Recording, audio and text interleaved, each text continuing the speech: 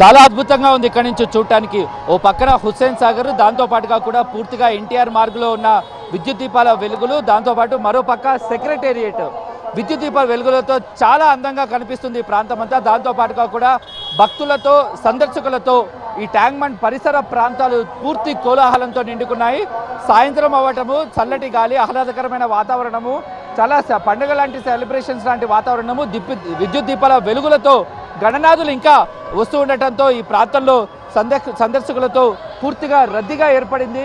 So మధ్యాహ్నం వరకు కూడా కేవలం వినాయక నిమజ్జనాలకు సంబంధించిన వాహనాలు, మండపాల నిర్వాహకులు మాత్రమే కనిపించారు. కానీ సాయంత్రం కావడంతో నగర వ్యాప్తంగా పూర్తిగా ఇక్కడ ఉన్న సెలబ్రేషన్స్ను చూసేందుకు చాలా పిల్లలు, పెద్దలు, ఆడవాళ్ళు, పసిపిల్లలతో పాటు ఇక్కడికి రావడం జరిగింది. ఇంకా ట్యాంక్ బండ్కి ఈ విగ్రహాల తాకిడి కొనసాగుతూనే ఉంది. ఇప్పటికీ పూర్తిగా జిహెచ్ఎంసీ పరిధిలో హైదరాబాద్ చుట్టుపక్కల ప్రాంతాలన్నింటిలో కలిపి 2,60,000 విగ్రహాలను నిమజ్జనం చేసినట్టుగా అధికారులు ఒక చిన్న డేటాను, సమాచారాన్ని రిలీజ్ చేశారు. అయితే హుస్సేన్ సాగర్లో సుమారు 10,000కు పైగానే విగ్రహాలను నిమజ్జనం చేసినట్టుగా తెలుస్తోంది. సో పోలీసు ఉన్నతాధికారులు పూర్తి గస్తీని ఏర్పాటు చేశారు. హైరైజ్డ్ కెమెరాలు, సీసీ కెమెరాలతో మొత్తం పరిసర ప్రాంతాలను మానిటర్ చేస్తున్నారు.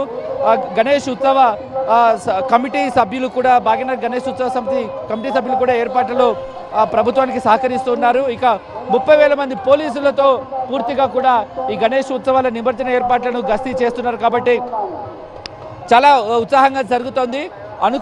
అనుకున్నట్టుగానే విగ్రహాల ఏర్పాట్లు, విగ్రహాల నిమజ్జన కార్యక్రమాలు జరుగుతున్నాయి.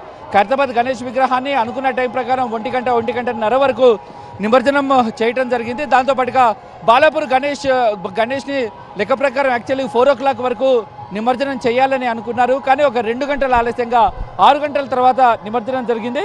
మిగతా అన్ని చోట్ల అనుకున్నట్టుగానే గణేష్ నిమజ్జనాల కార్యక్రమం కొనసాగుతోంది. చూడొచ్చు. ఇంకా బేసిక్గా ఖైరతాబాద్ గణేష్ అంటేనే చాలా హైయెస్ట్ ఎత్తైన గణేష్ అనుకుంటారు.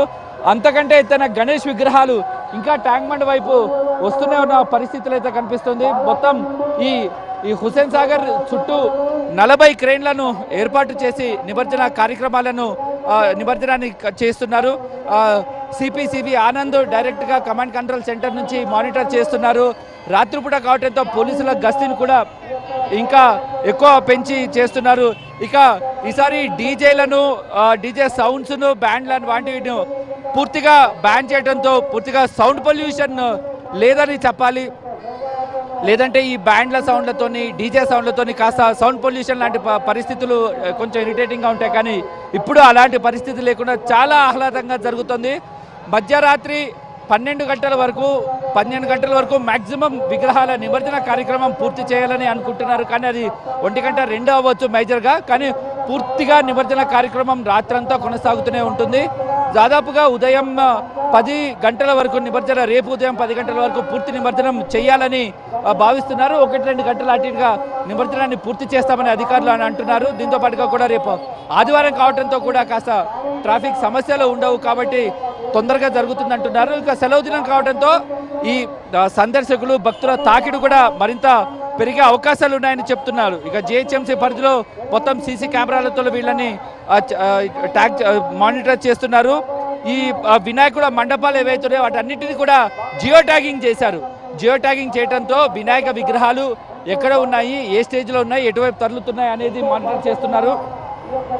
చూడొచ్చు. చాలా ఎత్తైన వినాయకుడు విగ్రహం ఇది. దాదాపు ఓల్డ్ సిటీ ఆ ప్రాంతం నుంచి వస్తున్నట్టుగా తెలుస్తోంది. హైదరాబాద్ గణేష్ నిమజ్జనాల్లో మేజర్గా చెప్పుకుంటే ఈ హుస్సేన్ సాగర్ చుట్టుపక్కల జరిగే నిమజ్జనాలే మేజర్గా మనం డిస్కస్ చేస్తూ ఉంటాము. భక్తుల తాకిడి, జనసందోహం కూడా ఎక్కువగా అటువైపు నుంచే ఉంటుంది. కాబట్టి ఈ ఏర్పాట్లు చాలా వైభవంగా జరుగుతున్నాయి.